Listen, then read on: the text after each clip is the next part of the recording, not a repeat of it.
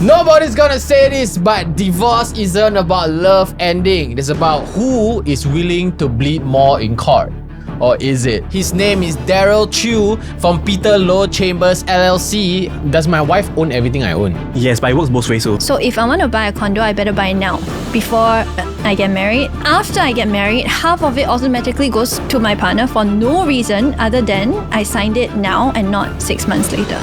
In Singapore, the traditional method is they take their direct contributions, which is basically your contribution to the acquisition of the asset. The court actually tends to give more focus on your direct contributions to a marriage. Because he started the show before he got married. Yes. But what if he started the show after he got married?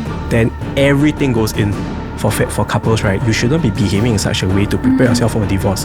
So, for example, keeping all your receipts in your bag, in your cupboard, in your files, or whatever, it's kind of driving the angle. But isn't that as good as... I think it's similarly to a prenup, no? The man always loses in a divorce, true or false? It depends, but false. Oh. Ooh. Okay, what are the depending factors? I think it depends on how you define losing. If you are talking in terms of paying more money, that's not actually true in today's age because it happened. I mean, it is not uncommon for the husband to be the homemaker and the wife to be the breadwinner. It's also not true that fathers do not get the children and it always goes to the mother. Okay, that one I agree because my dad got all of us. Yes. But I was below like the legal age lah. Only my dad. Okay, but we'll move more into that later, okay? What is like the most common age range for divorces in Singapore from your experience? I've seen couples getting divorced from early 20s, 30s, some even go to 60s, 70s. Yeah. But from what I understand from there's a Department of Statistics in Singapore, it actually says that it's about mid-40s. Ooh, mid-40s. Mid-40s. Yes. Wait. What caught me was 60s to 70s. Yes. They want to divorce at 60 to 70. Yeah, it happens. Isn't the whole point of getting married is you don't want to die alone? No, because I think that's the age where you realize I'm actually going to die. And am I going to die with this man or woman that I hate? Now I have 10 more years to live. I better live the 10 years that I have left. I think that's where it comes from.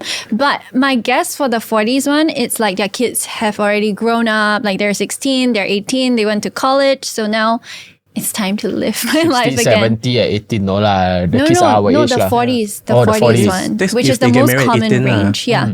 But it happens, so I think the reasons are quite similar lah. So I would say maybe let's do the 40s first. So Okay. Common reasons I say is really because they can't get along. The characters are incompatible. Some other reasons can be because there are external stressors for them. So for example, work demands, and then when you have kids, it's a whole different ballgame. Sometimes there are cultural issues or pressures from your family-in-law. Sometimes they're just not spending enough time together with each other, or they just got married way too early. So it's a bit hard to understand what a successful marriage looks like. So it all bottles up and it just leads to this. But Janice is also right. So sometimes where couples get divorced later, sometimes it's also because they stay together for their children. Yes. And once their children graduates, move out, have their own successful life, then the parents realize that okay, it's time to move on. I want to be happy. I want to do things for myself rather than be stuck in this unhappy marriage for years. Okay, I'm not being a hater, but 67. Okay, 60 I still think like 60 is like, okay. You know, like maybe at most I got 20 more years 90. to live. Okay, or 30 more years to live. But 70 is like, the question is, do I have the energy to go to fight with my wife, who I have been with for the past 50 years, and I'm 70 years old already, I have more assets, I have more money. You get what I mean? Like the chances of me losing more money, like I want to die happier, ma. Why would I want to go through this stress at 70? Imagine we are both 70, we're married, but we hate each other, right? At that point, you only have 10 to 20 years to spend the rest of your money. Yeah. Right? So you can spend a lot of money all the time and you will die before your money is finished. So rather than be with a wife or husband that you hate every day, you're like, I'm 70. Why am I still having someone in my house that I hate? Like, I'm freaking 70. I have millions. Okay, but the chances of you finding someone else at 70 It's extremely low lah, I Correct. feel. So I think when they get divorced, when they're at such a senior age, it's not about finding someone to move on. Yeah, it's just and setting up a family. It's just removing freedom. this annoyance. Yeah, I want to be more than happy because I anything. want control of my own life. I want to do things by myself. So it's not about finding someone else, I think. It's just happiness. Like, I'm finally relieved. Peace. Yeah, peace. This doesn't make sense to me because, okay, no, it doesn't make sense. Like, I'm a bit in disbelief because, like, again, I thought the whole point of getting married was not to die alone. And if you divorce at 70, chances of you getting married again is so low. So at the end of the day, you got married for absolutely nothing apart from kids, right? How did it take you 50 years to realize that I made a wrong choice? No, but I think for most people who get divorced late, they realized it already, but there's something that keeps them there. Like imagine you're the CEO of a company, you need to like have public image or something like happy family or like if family pressures or for the kids or whatever, right? Some are religious beliefs also, so they can't get divorced because of their religion. I heard from the internet that it's money and sex, but I don't know whether it's actually true. There's this common thing that people, that the top 2 global reasons for marriages ending is money and sex. But is it true? Like in Singapore? Wait, sorry. When you say money and sex, is they want more money and they want to have sex with other people? Like somehow it's related to either finances, which is money, or sex. Like That's what I read. adultery lah. Yeah, or maybe even if you don't cheat, you're just not getting some and you just don't want that anymore. Oh, Yeah. okay. We let the Okay, we let the expert tell us. Yeah, expert tell us. Okay, so in Singapore, there's only one main under the law at least, there's only one main ground to get divorced, which is the marriage has broken down irretrievably. To get to there, there's 6 different grounds that you need to show. You just need to show either one of them lah. So one is adultery, unreasonable behavior, 2 years desertion, 3 years separation with consent, 4 years separation without consent, and divorce by mutual agreement. So when you talk about hearing that's a lot. It's a lot. But when you talk about money and sex, right? It normally features in adultery and unreasonable behavior. Unreasonable behavior. Yeah. So normally those 2 are the more common reasons why we divorce, because those gets you your divorce immediately rather than waiting out for a period of time. Okay. As to whether money and sex, I mean, how popular the reasons are, I mean, it features quite a lot in the reasons for people getting divorced. So money could be simply, just give a very simple example. It's about, or at least from those cases I've seen, it's about my spouse always goes to work and leaves me alone at home. Or sounds like you as a husband. Not enough money. And that causes tension in the family, so it causes more conflicts within them. So everything then's like, I mean, they get into fights because money leads to unhappiness leads to certain things. So this will stand in court. If let's say now me and Janice are married, I'm working so hard because I am the sole provider of the family. Janice goes to you and say, I want to divorce you because he's always at work. It's valid. Okay, so it's how it actually that's explained. quite absurd though. Yeah. It's about, so it will fall under unreasonable behavior because it's for the spouse to explain why the other spouse has behaved in such a way that is unreasonable to expect that spouse to continue living with the other spouse. So it's I would say it's not a very high threshold. You just had to explain why my spouse is doing something that is so unreasonable that it's not reasonable that I should stay on with him or her. Okay, example, if I just say, Dew is always like, okay, if Dew and I were married, right? And then I just go to court and I say like, oh, Dew is always working, he just ignores me. I don't feel emotionally fulfilled. That might not stand. But if I say, Dew is working so much, he's working 7 days a week. I have, in the past 365 days, I have not seen him come back earlier than midnight once, then that would qualify more as unreasonable behavior, because what's the point of us being married if I haven't seen you in 365 days? Right. So just saying that he's always working won't cut it. Yeah. You have to go to more details. Yeah. Okay. Basically, I mean, for example, this is a very extreme case. Okay. Sometimes you will have to explain why he ignores me. So I tried to get his attention. I tried to be a family together, but she's just always working. I mean, the husband, I planned a family trip for our kids and us, but he didn't show up. You can for use that. example. Yeah, for example. But normally it's not just because of working too much. There's always other related problems. Okay. Yeah. So I don't think I've seen one where someone wants to get divorced because They work too they much. work too much. Yeah. If anybody does that, like, it's so stupid. It's so stupid. Okay. I mean, that's just regular life. That's yeah. Okay, but how about if work too much? Okay, so for example, Janice says, okay, he has no time for me. Janice must also prove that I had no time for her, or can just say, Okay.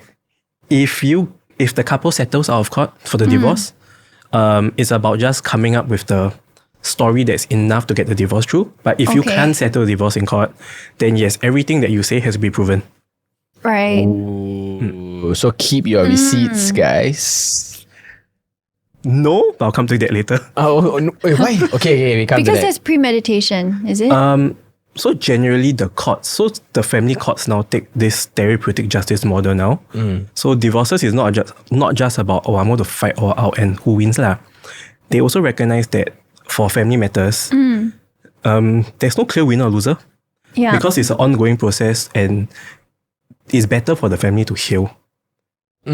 So because of that, the courts take a certain view, and I think they have cautioned before, like, okay, for couples, right, you shouldn't be behaving in such a way to prepare yourself for a divorce. So for example, keeping all your receipts in your bag, in your cupboard, in your files or whatever, it's kind of driving the angle. But isn't that as good as, I think it's similarly to a prenup, no? It's like I'm protecting myself Correct. before I get married. But So there's now- another angle for prenup. Because Okay. if you do something in the prenup that clearly delineates your assets, right? So yours is yours, mine is mine. But if I do something out of it to make the asset pool a joint asset, to some people it shows love lah. Because I'm mindfully putting it into the pool. Yeah. Mindfully giving you the asset or giving you a share in the asset. Yeah. But keeping receipts, I think it's similar to a prenup. I'm just protecting myself, like in case, maybe I think what's reasonable is like 6 months into him ignoring me, the girl or her ignoring you, the guy or girl keeps the receipts. I think that's very reasonable, because like it's been 6 months. I have a very strong hunch that Things this guy might not go well. Things might not go well. I'm going to protect myself. I'm going to keep all the receipts that he hasn't been providing. Hasn't been providing me money, sex, time, whatever. I'm going to keep all the receipts, and I'm going to purposely text him, let's have sex, so he can say no. And then I screenshot and send to you. I'm like, look. gonna say no to that, especially a Listen. married guy. A guy who is cheating will say no. Oh my god. A guy who is cheating will Are say you no. speaking from experience? No, but obvious, all right. Like if I'm getting That's it true, outside, that's I true, don't need it yeah. at home. Okay. Like a guy will say no, which brings me to my next question. Let's talk about cheating. Okay. Okay, guy and girl. Okay, what needs to be proven when it comes to cheating? Okay, in the eyes of the law, there are two kinds of cheating. Okay. One is adultery, which is basically the physical act of cheating. So you slept with someone else. Yeah. Does it have to be intercourse, or if like I have a husband, hypothetically I have a husband, but I'm seen outside having dinner with you and we're holding hands. Is that also adultery, or adultery is like in a hotel room where we have intercourse? So adultery normally you need to prove intercourse. Okay. That's crazy. Which is why like people hire PIs and everything, right? Because they need like proof. Correct. So Like the the husband booked the hotel under this name, and then it's like for 2 people, stuff like that. Yeah. So the problem with that is it's very hard to catch someone actually cheating in the act. Okay, so what then happens where the PI comes in is if you can't show cheating, the actual act itself, you normally need evidence to show that there was basically an inclination to cheat and an opportunity to cheat. So where the PI comes in is they get photos of, for example, them being intimate in public, flirty text messages, seeing them kissing outside, Oh my god. holding hands, going for dinners, and then, most importantly of all, they will show evidence of someone going to the hotel room or someone's house. And then they will camp there for a few hours to see what time they leave and come.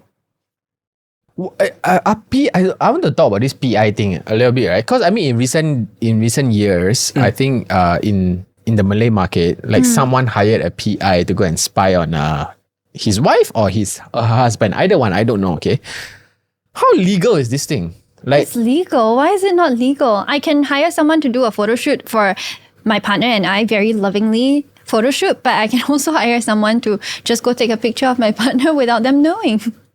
Because they're doing things in public, right? So you shouldn't do anything in public that you're ashamed of. Like, yeah. So, but is it illegal if now, let's say I hire a PI for Janice and I got the photos, I don't send to you, but I post on social media?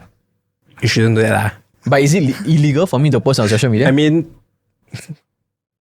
the risk you bear is some people might be unhappy. I don't know. Somebody might say it's doxing or defamation. then you can get into a different legal Blackmail. case. If you're trying to use that Yeah. to try to get a certain outcome you want. So that's not encouraged. Actually, that makes things worse. Okay. Yeah. What? Oh my God, I want to get a PI in. Wait, so what are the eyes of the law, right? What's too much for a PI to do? Okay, so a PI can tail. It's fine to tail. Yeah. It's fine to take photos. It's fine to camp outside our residence and whatever.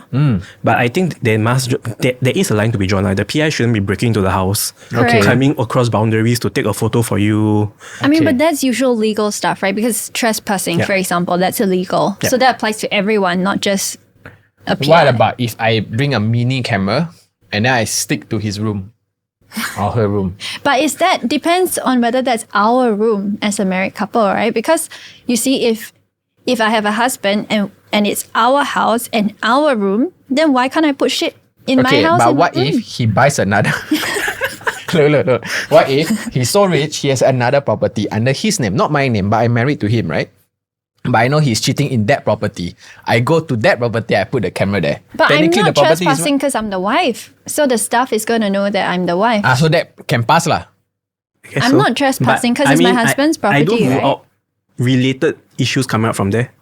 So some people may go and, I don't know, file police report saying that it's invasion of privacy or harassment or something lah. Yeah. So although strictly speaking, I mean, if it's your house and you put your own camera, that's one thing. But try not to. Okay.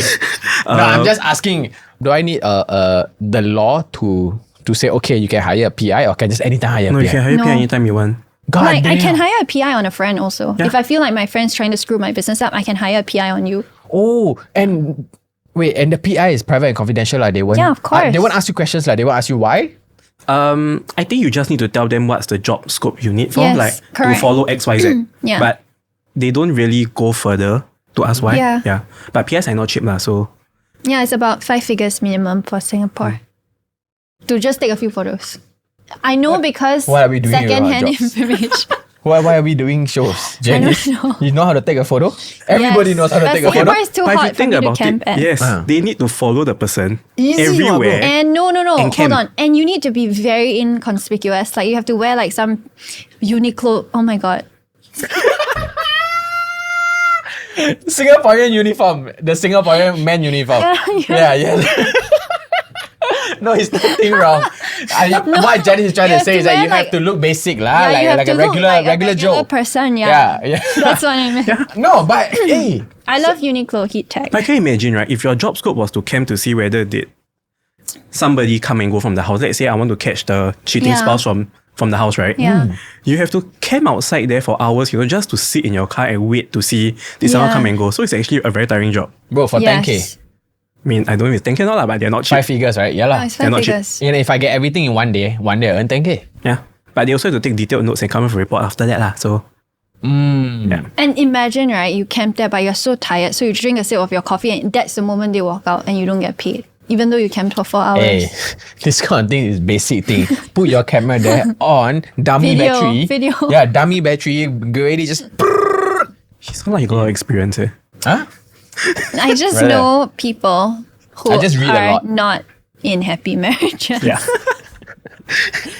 Does it make a difference? Like, let's say, okay, I'm married. I suspect my husband is cheating, right? Does it make a difference in the case who they cheat with? Let's say if it's with my best friend, like a family friend, versus Secretary. a hooker from like a somewhere else, or a colleague at work, which is, I guess, the most common one, right? Like the husband sleeps with his PA at work. Sounds very common. I don't think it makes a difference. I think the only difference it makes is maybe how hurt the other party feels. Because I think if it's like a Okay. friend, a best friend, there's more betrayal involved. because you are upset with two different people. But Yeah. in the eyes of law, cheating is cheating. So it's either a cheating under adultery or cheating because there was, okay, in legal terms, inappropriate association with a member of your opposite sex. Inappropriate association with a member Yeah. of the opposite Are sex. there levels to that also? Like, No, so when you cannot prove cheating, when you cannot prove the act itself, and your evidence is not strong enough to suggest that adultery happened, the next level it drops to is unreasonable behavior but inappropriate association. So for example, Yeah. I cannot show that they slept together, but I can show that they went out on dates, and this is just not a platonic relationship, but there was something else going on. So that becomes improper association. Okay, hold up. You said in legal terms, right? If I can't prove adultery, it's inappropriate behavior with a member of the opposite sex. So does this mean that, like, if I'm married to my husband, if I sleep with a woman, then it's not adultery under the law? Because you said I don't of have the answer for opposite that. sex. okay. Because it's very common in 2025, right? It might happen. Like, but my husband can cheat on me, hypothetically, with a man. a man, and then is that considered adultery? Because it should be, but legally, is it in Singapore? I'm actually not sure about that. I think it all depends on whether did it happen to someone Dude, that's and whether it goes to crazy. court about No, it. but I think I'm not a lawyer. Yeah. But because like now sleeping with a man is legal, right? Or because 360 Actually, no. No, It's just still not. decriminalized. Yeah. Okay. Gray areas. Okay. Gray areas. Okay. Oh, so if same sex cheating, you don't know whether. Actually, I don't know. Yeah. Let's find out. Well, Calling out for anyone who thinks their husband is sleeping with another man. Daryl would like to take your case so that he can answer the question for us. then he'll come on part 2 of Yeah, the he will come on podcast. part 2 and like, oh my god, like for example, if I suspect my husband is gay, like how does that stand? I think what some people, an angle that you don't have to go down that path to say I'm divorcing you because you're gay. What? It's Yeah. there will be other reasons for divorces, and I think it depends on how you package the story. It can just be that as simple as I've always wanted to be intimate with my husband. He's been rejecting me. I feel disrespected, or I just can't get along with my husband because we can't talk. I can't communicate with him. He doesn't understand me anymore. That kind of stuff. So it doesn't have to. You don't have to pitch it at that level. Yeah. Yeah. Okay. So I mean, it has to fall under the 6 that you But I mentioned. guess that would be under like the emotional neglect or unreasonableness. Correct. Which you mentioned earlier, Correct. right? So you can always argue from a non-physical Correct. perspective for divorce. It's as actually well. very common that the reason for divorce is because they just don't get along anymore, and there's this emotional neglect between couples. Yeah.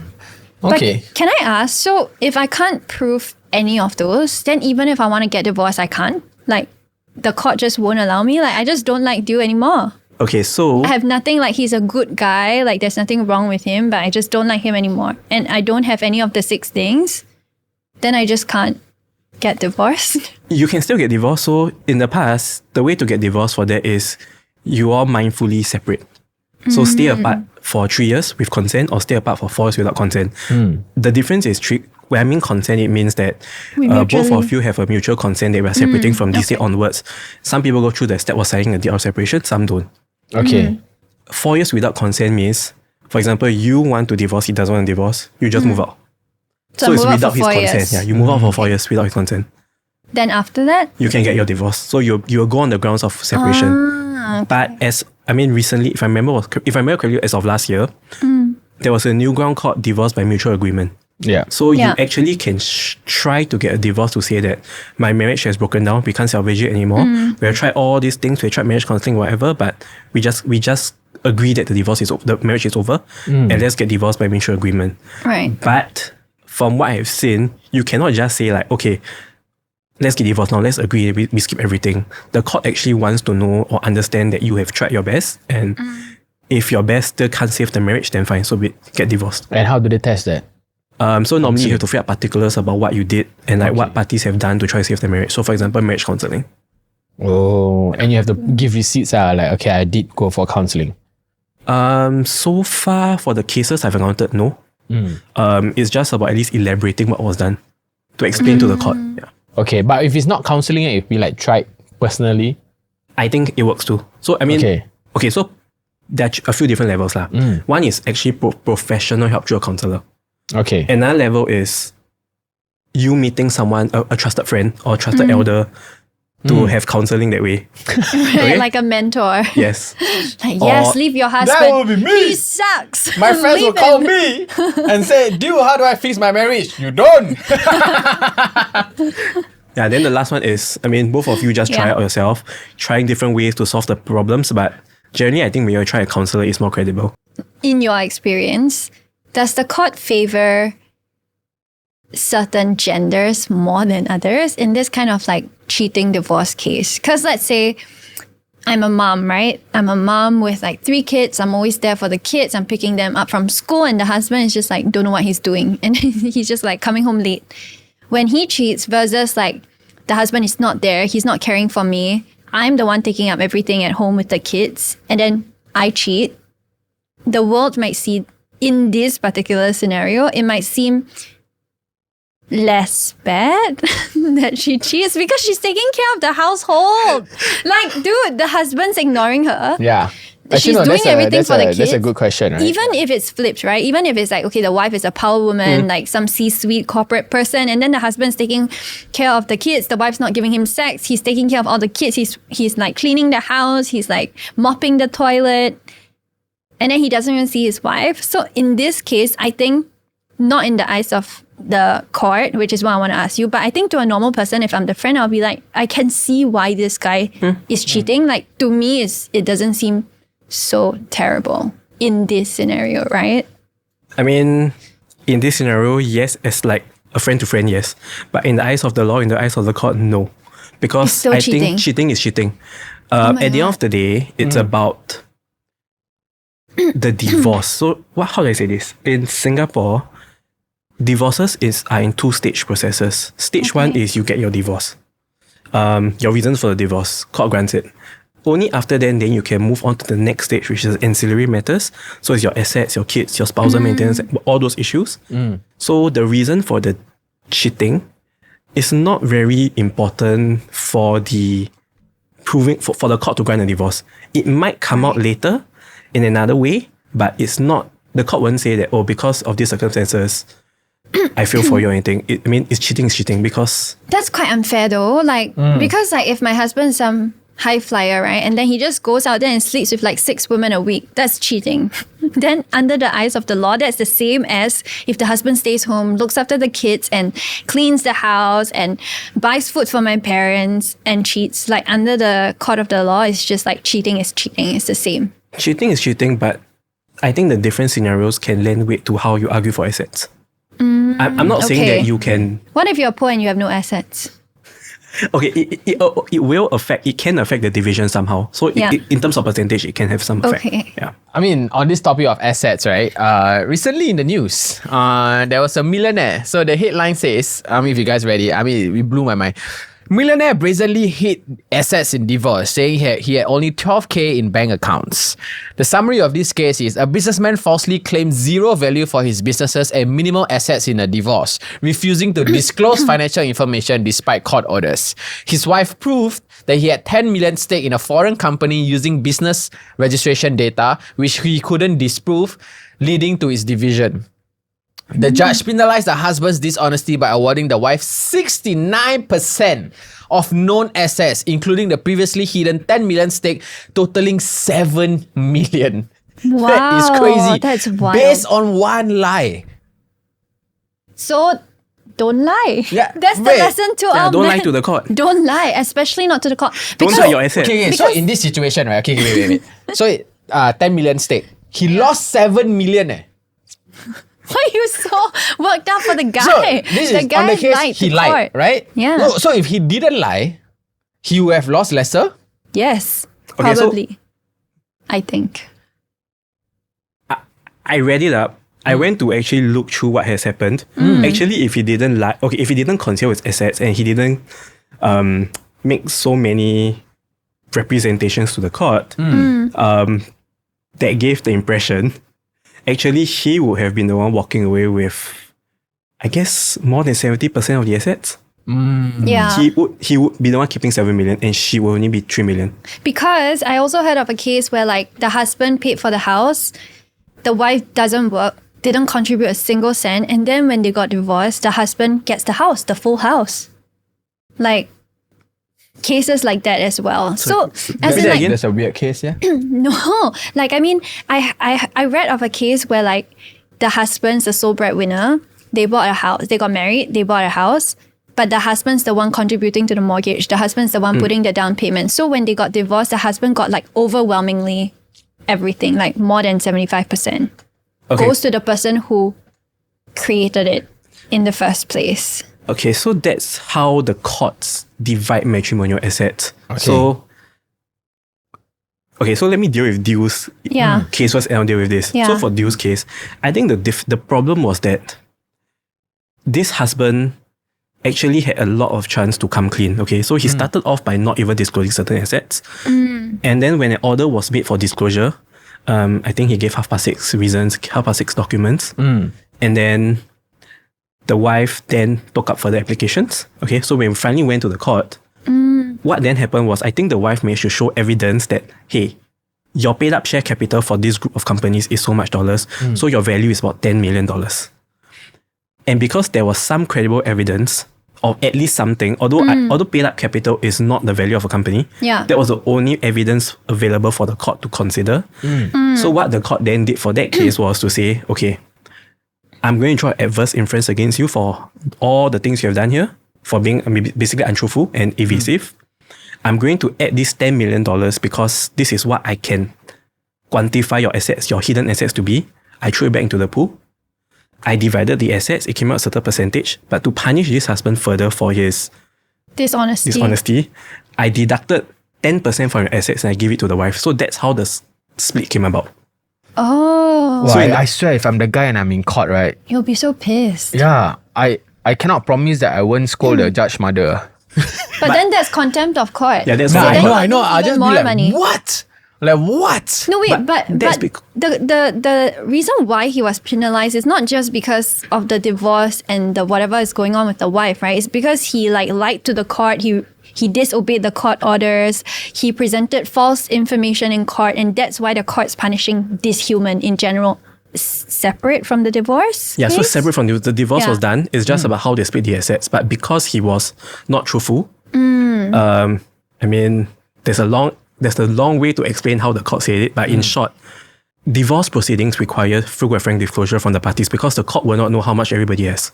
Right? Yeah. So to split the assets equally, to do justice to everyone, the parties involved, you need to know how much it is, then I know how to split. But because he was not doing so and he repeatedly tried to evade it, the court then decided to say, okay, you know what, this is an extreme case.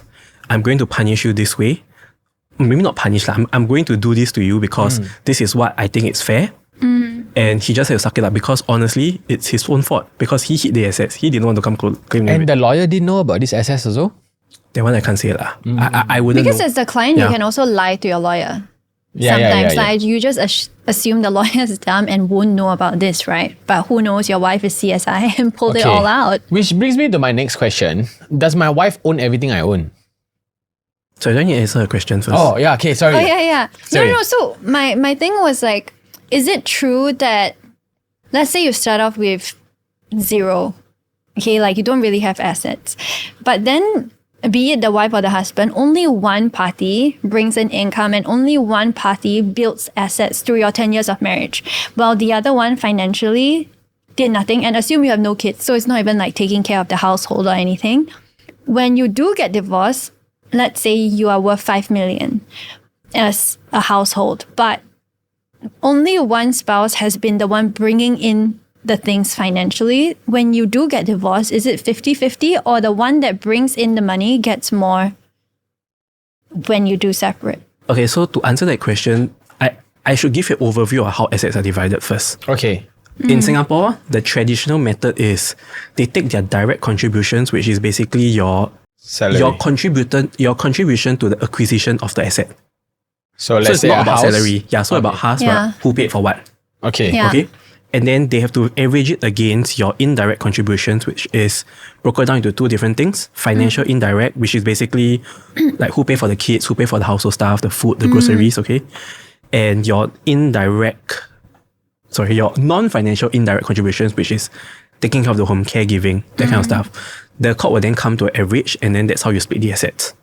But in certain cases, in a case where there's only one breadwinner and the other spouse stays at home, that approach is not really fair because it automatically assumes that the breadwinning spouse gets more money because his or her direct contributions will be way higher than the other. Yeah. Okay, and it's always almost impossible for The other the party. working spouse to have no indirect contributions because there'll be somehow or another some form of indirect.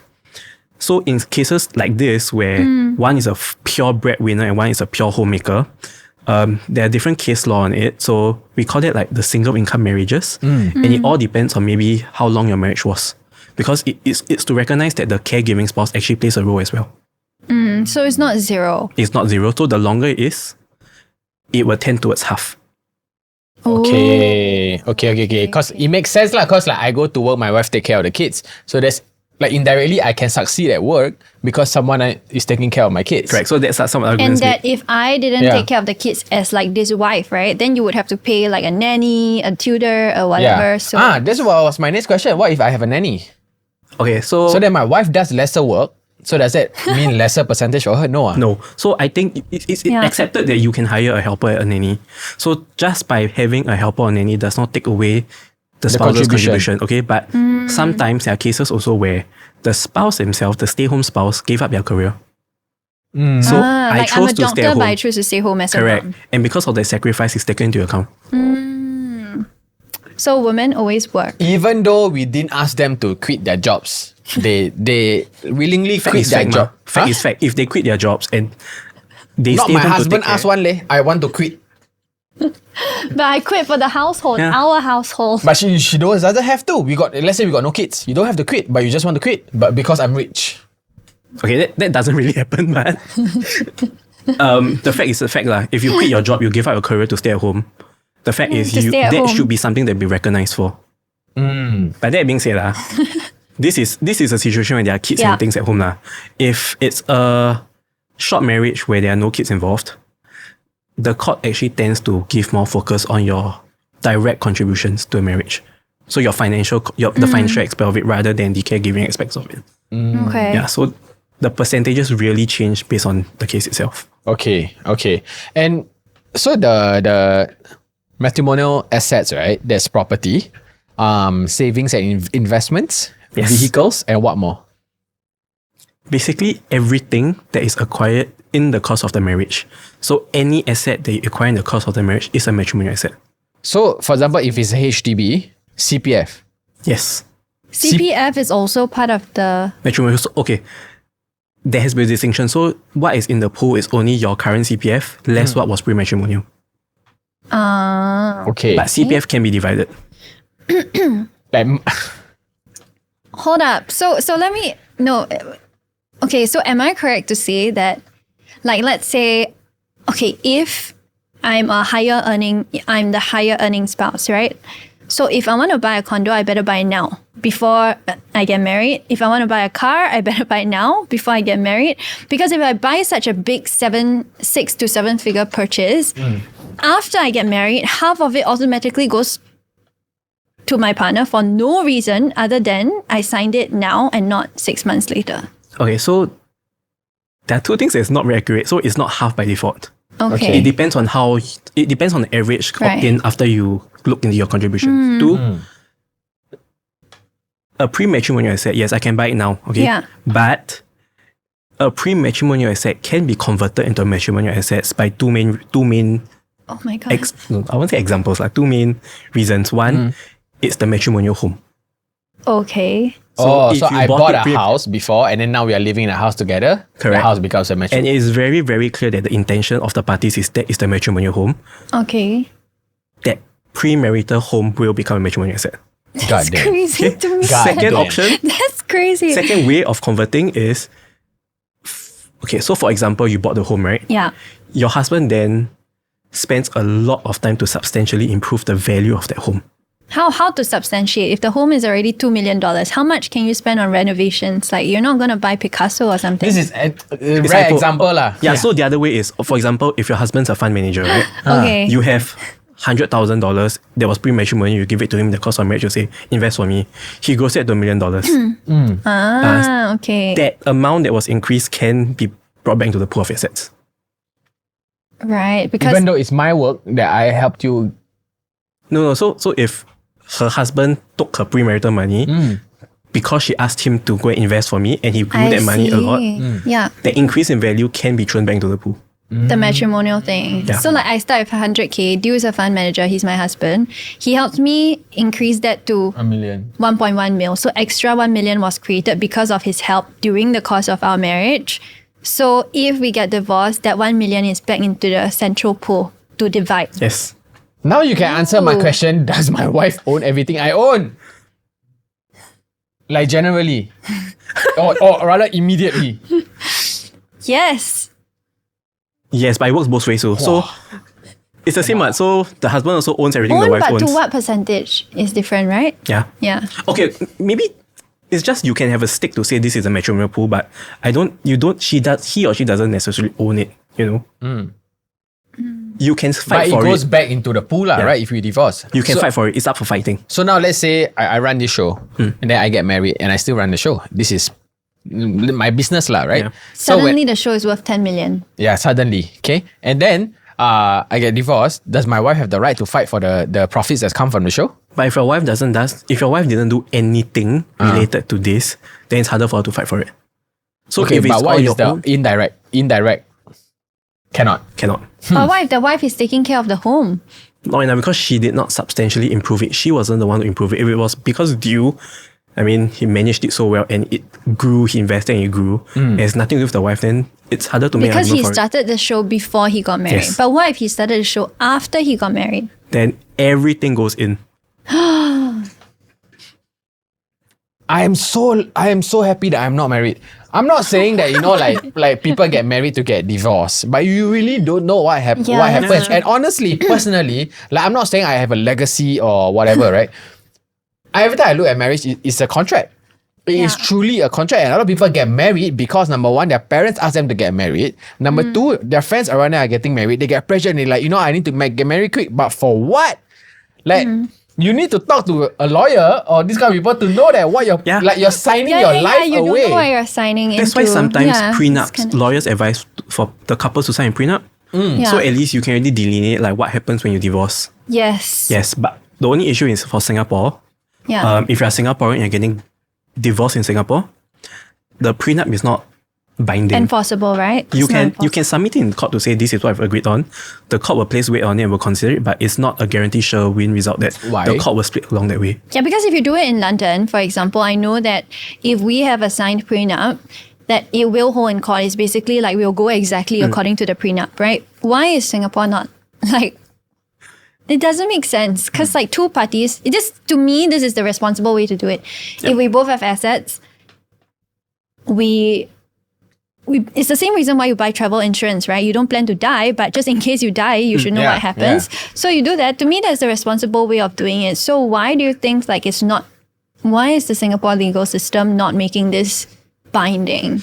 I think there's a difference because I'll just give an example. So for example, it can be a situation where, yes, we may have agreed to this at the point in time, but circumstances change so much that it's no longer fair to abide by this. So for example, your business grew, back then you had no money, right? So your business is low, there was no assets to fight over, but somehow or another during the marriage, your business took up and became a multi-million company now. Yeah. And then is it fair to then say that the spouse cannot get a share of it? Just because Kind I of, agreed to it it's last kind of time in the fair. past. Yeah. Yeah. That's where sometimes the court comes from. So it's about also the court's discretion to decide what is fair in the circumstances. Okay.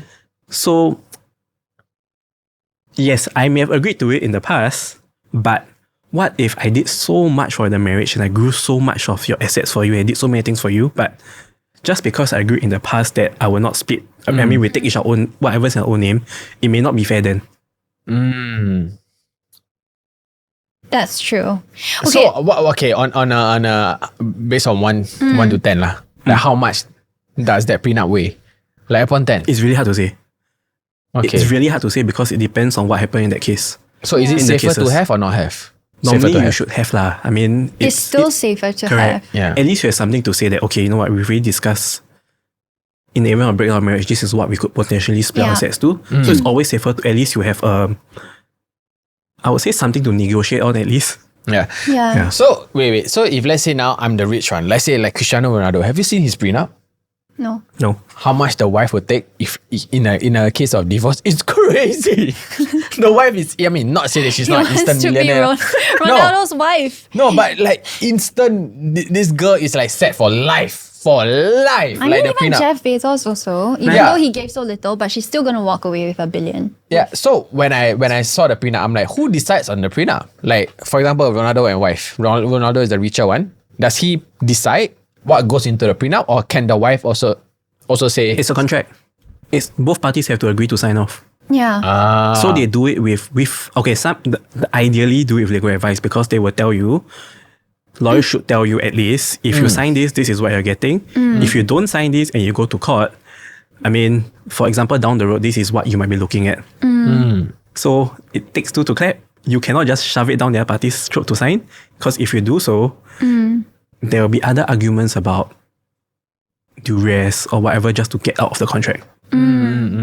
Okay, so I feel the problem is this, right? When people enter into marriages, it's usually an emotional thing. Like, I want to respect my parents, or like, I just feel very in love now and I feel like getting married. But then the thing, right, is that when you actually get divorced, it's a very financial thing. It's a very like logical financial thing.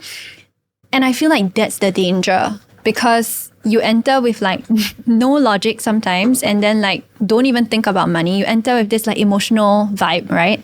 But then if you want to exit, you cannot do it based on the emotional vibe. You have to do it based on very logical That's and right. hard facts, right? So what if you could advise people before who are considering to get married, like what do you think is useful information for people to know in a Singapore context on like what do you need to know when it comes to not fighting for assets, but asset distribution in the case that your marriage doesn't work out? Like, what would be good common knowledge for people to know? Because I think if I were to ask most people, out of 10 people, like 9 of them wouldn't know anything. What is good to know at relating least to is how assets are divided. So you know, at least you have a rough idea on what happens if that day comes. The other good thing to know is what is a matrimonial asset and what is not.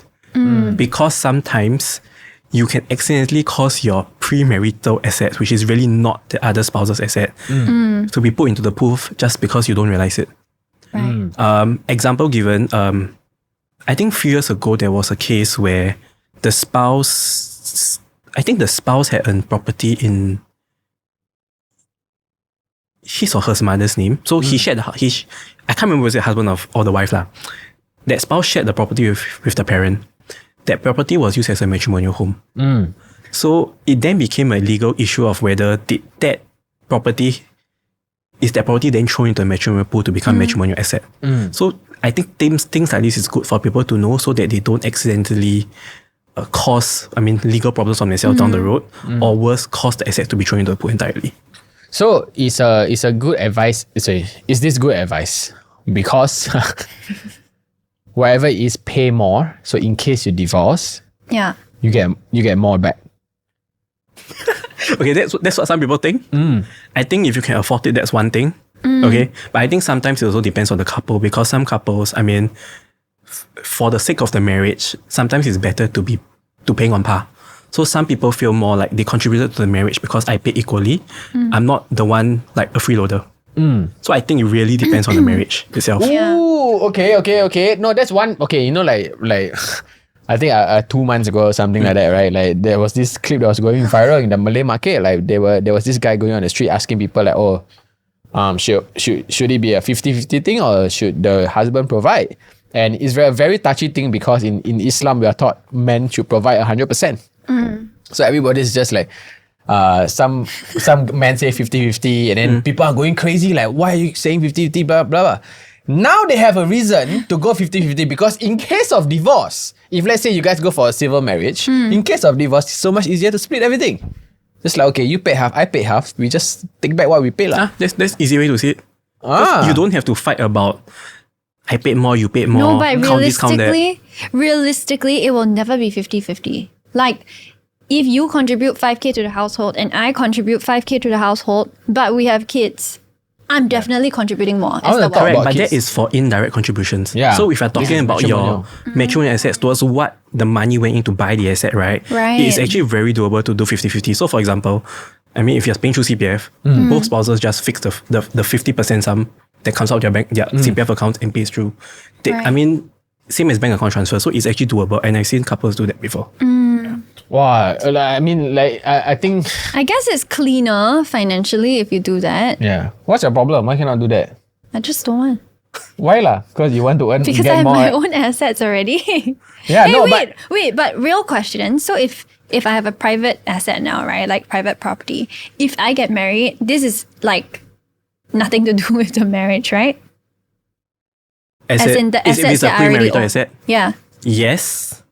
As long So as the long husband as- doesn't live in it. And So long it doesn't become a a matrimonial home.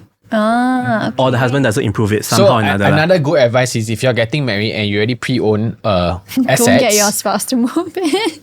get another one with your spouse. So then when Yeah. in case of divorce, you guys are only fighting for that. That's what some people do lah. So it's always easier to tell people to make sure your premarital assets are clean. Yeah. Don't mix them around.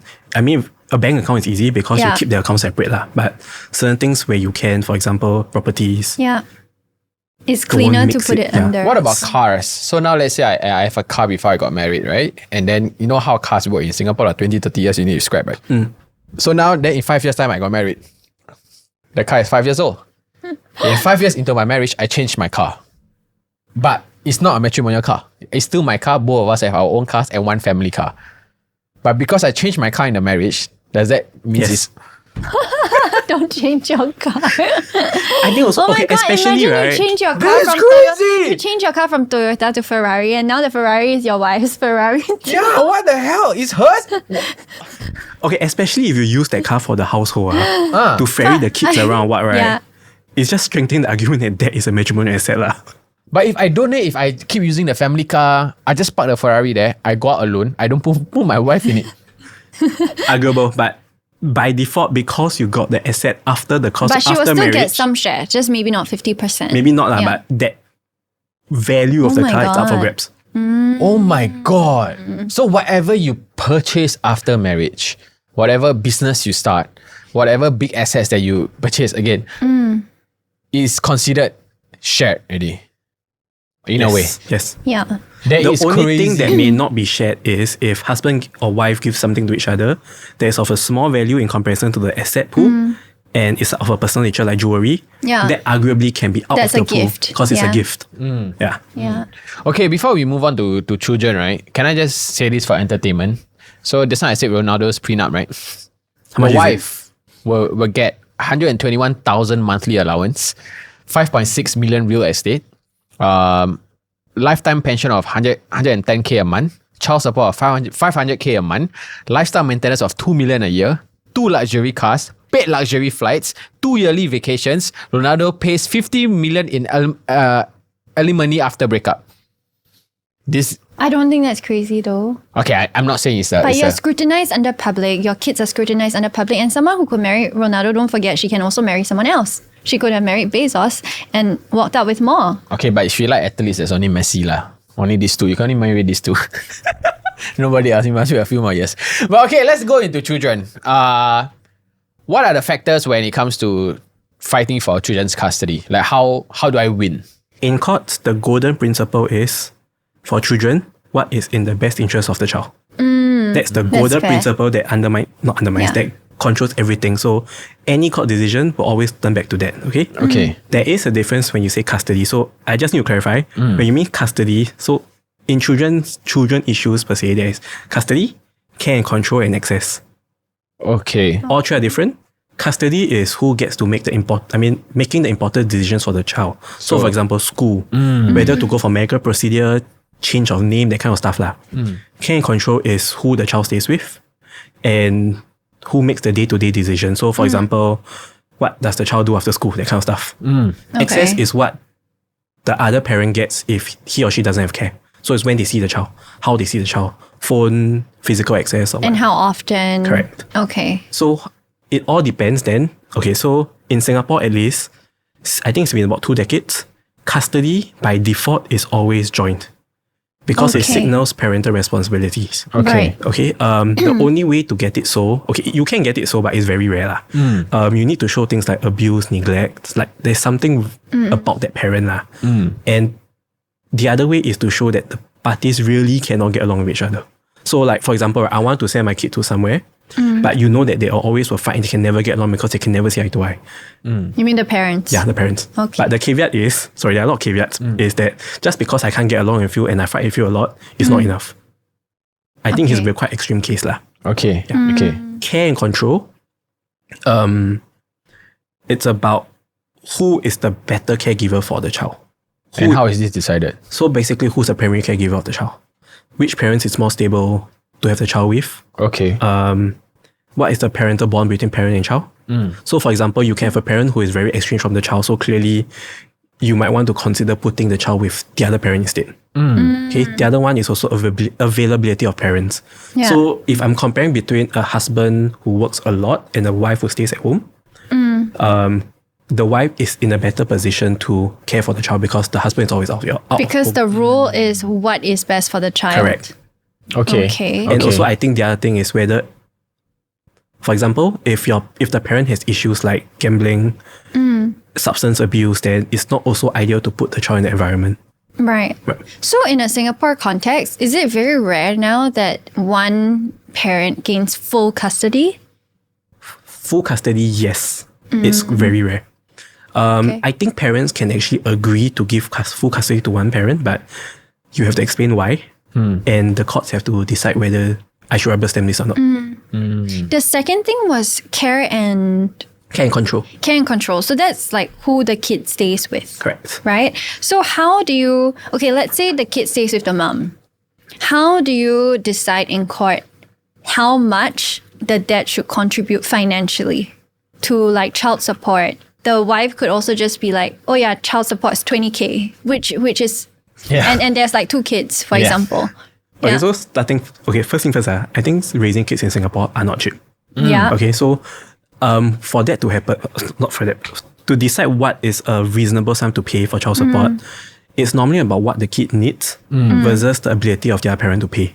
So it cannot be a case where, for example, someone says the kid needs 12K, but the other party only earns 5K. It's not possible to pay that sums. Yeah. Okay. So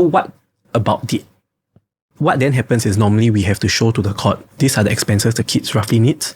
You should give receipts of them to show that these are actual sums that are ongoing and not suddenly jacked up because Of the divorce happened. Okay. And then the court will then look at these figures to see whether the sum's reasonable. So if you put a sum to say that a toddler eats $1,000 of food a day, that's not believable. Okay. They will actually scrutinize to see what's reasonable or not, and then it compares with what the parent earned. But they will also have to consider what the caregiving parent earns, because to be very fair, it's not just the responsibility of the excess parent to pay the caregiving parent. Parental responsibility is for both parties. So the court will also then look at the income of both parents to find out what's a rough ratio to order one party to pay. So it's in, I'll say 2 steps lah. Okay. First, fix out what is the child's needs, how much the child reasonably needs. Then you go to how much your parents earn. So if it comes out to 50-50, then it's easy. You just split it by half, right? Yeah. If it's 70-30, then you take the sum required, you work out the maths, and then you work out how much that one parent should pay the other parent. Like proportionately. Correct. Okay. So What if... wait. Oh, sorry. So if the husband is working, then I'm a stay-home mom during the marriage. Then after that, I'm the caregiving parent. Then the ex-husband will pay the full child support, usually. Arguable, yeah, you can do that. Okay. What if, let's say, so the care and control is who the child lives with, right? So now if, let's say, we are married, we got children, I just know that my kids will be better staying with Janice. Yeah. But then we have shared custody. And can I say, no, I don't want the kids to stay with me? So I've done a lot of cases where parents are actually mindful about what they can provide the children or not. So there are cases where parents voluntarily say, okay, because so many issue fights about, right, we won't fight about kids. You can have the kids, I just want to see the kids. So I have come across quite a few cases where parents were actually mature enough to recognize what they can or cannot do and decide what is better for children. So I always respect couples who can fight all out about their assets, everything else, but they are actually very amicable and understanding when it comes to children. So they really do what's best for the children. Okay. So I mean, it can lah. So It can happen. Can I say no lah? I don't think I'm responsible enough versus Janice. Janice should take the kids. I don't want the kids to stay with me. Yeah, but the issue is how often you see the kids lah. Oh, okay. So I have to do my part and just keep. I'm not saying that I don't want to see the kids. You should see the kids. Yeah. So like, as in, and then is there a schedule that I have to follow?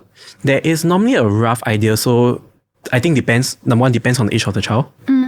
At a certain age, the courts tend to encourage overnight access. So you normally get things like The one weekend. weekday, one weekend, and then hopefully one weekend is overnight. You get half of school holidays, half of public holidays, half of special occasions, that kind of stuff. And then if the kids can travel with the excess parent, you also get time to travel with the kids overseas. But it all depends on what parties can then work out. Okay. Now I understand. I mean, before we end, I want to talk about you a little bit. I mean, being a lawyer, you've been a lawyer for 8 years. 7 years, you mentioned, right? Are you for? I mean, because you do so many divorce cases, right? Are you for or against divorces now? Like learning about divorces or like going through so many divorces? Actually, I'm neutral, you know. Okay, I say this because in some cases, it is very sad to see the marriage break apart. Okay, because you can clearly tell that they can save the marriage, but it's over misunderstandings. But in some cases, right, I think it's better where the couples get divorced. Yeah. A good example is for the children. Because sometimes there's so much baggage up there that it comes down to the children. Sometimes children are weaponized against the other parents. So sometimes having the parents split is actually a better thing. Okay. But that said, sometimes a divorce, ironically, can help couples realize that actually they want to stay together. So Oh, I actually have a close friend like that. They got separated, and then the separation made them realize that actually they don't want to be apart. Yeah. And then they got back together. it happens That everywhere. is just because they don't want to go through it. Like they okay. This Not assumption. really, you know. So, like, you know, when one makes up your mind, I want to try for divorce, and then they go down that process, right? Yeah. Some of them actually, as they go down the process, some seek marriage counseling help. Yeah. Some seek help from therapists, or sometimes it's through the lawyer's help. They actually reconcile because they realize, actually, you know what, I want to fight for this marriage. I still love my spouse a lot. So I Or want they to stay in the realize marriage. that the thing that they thought can't be fixed, there are actually solutions to fix it. So Correct. there's no need if that reason doesn't stand. Correct. But in your experience, what are, like, okay, if a couple comes in like, okay, we want to get divorced, we want to set a process, what are some reasons that you've seen that people choose to stay instead of following fully through? The clients normally come in saying, I want to get a divorce, but some of them you Yeah. can tell they are not sure about what they want. They are just thinking about the process now, but they are not sure yet. So Yeah. normally when you talk to them, you can find out what they want better, and through that process, you can work out with them on whether, actually, you know what, I think you should go work out this out first. Don't come ask for divorce, because we can tell that you are not ready for it or you don't want it actually. Some people are really dead set, I want a divorce now. But sometimes they don't go through the process yet because of other reasons. I mean, some being, I'm staying because the kids, I want to make sure that the kids are taken care of. Yeah. I can't bear to leave the kids. Yeah. Some is, I think, religious reasons. I can't get a divorce. I don't believe in divorces. I've seen some where they talk about maybe just sentimental value, or I can't bring myself to get to that step. Yeah. I think there may be some who are fearful to get divorced too. So, for example, they are the spouse who are heavily reliant on the other spouse. Yeah. So they don't dare to say, I want a divorce. Or in the most extreme case, okay. abuse spouse. The spouse don't dare to say, I want to get a divorce. Yeah. That's crazy. You know, I had a friend who divorced through WhatsApp. Like, she What? just basically never met the lawyer, just How? WhatsApp the lawyer and say, I want to divorce. Lawyer asked for the details. Like, gave the details. She said, I don't want to fight for anything. I don't want anything. I just want to divorce. Lawyer said, okay, pass me your details. Wrote the whatever it is. He said, send this to your husband. Ask your God. husband to sign. Once your husband sign, you are divorced. She was divorced. So I'm like, is that easy? Like, if you really don't want to fight for anything, is really that easy? If there's nothing to fight about in terms of I don't want to fight for anything, or I can work out a deal with my spouse, it's very easy. Because what you need to do is submit the reasons for the divorce to court. These are the terms. The court will scrutinize it. And then if everything's okay, you get the divorce. So the quickest divorce, it's about 4 to 5 months. In your profession, have you had to fight against your own personal ethics, or can you say no to a case? Example, this guy or whoever, it can be the husband or wife, right, is clearly cheating on their spouse. They're clearly not contributing, but they come to you and they're like, I pay you 2 times the market rate to fight for my divorce case. Okay, so I think it's like this common problem or common question that people ask criminal lawyers, right? How do you fight or defend for someone you know who did something wrong lah? So I think in this case, I wouldn't say it's ethics lah. Maybe just generally speaking, acting for someone who I don't believe in, as in I don't believe or I don't agree with what was in the marriage. For example, cheating. Yes, okay.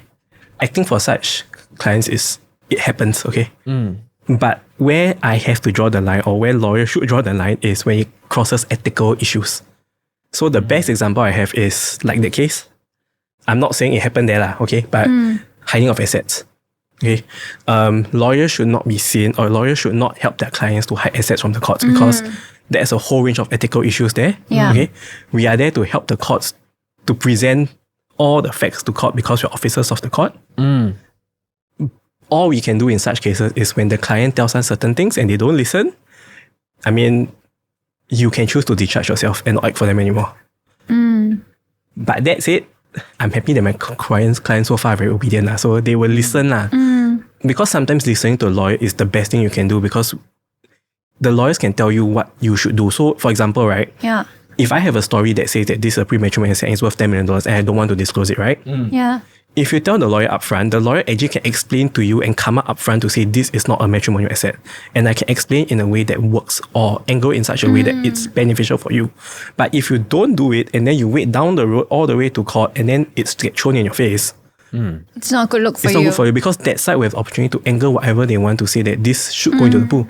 Yeah. So I guess until your client does something wrong, and then that's your limit lah. Like, I cannot defend you anymore because you won't be truthful to me. I'm not going to help you lie even more. Yeah, so there's a limit where it's an ethical line, okay? So if it crosses something that it goes against my duties to the court, then no. I will not act for the person anymore. Yeah. Okay, that's fair. That's fair, because at the end of the day, you're fighting with the court anyway. Correct. So, but if it's things like really lah, if a cheating spouse comes to me, can you act for me? I mean, that's okay. I don't agree with it, but I mean... I can act for you lah. It's just that if you come and tell me other nonsense, make up some story, I find out you were lying about certain things, then it's a different question. Yeah. Okay. I mean, at the end of the day, it's your job anyway, right? It doesn't matter the person cheat, but whatever it is, if let's say even I cheated, I come to you, in a way, it's still your job.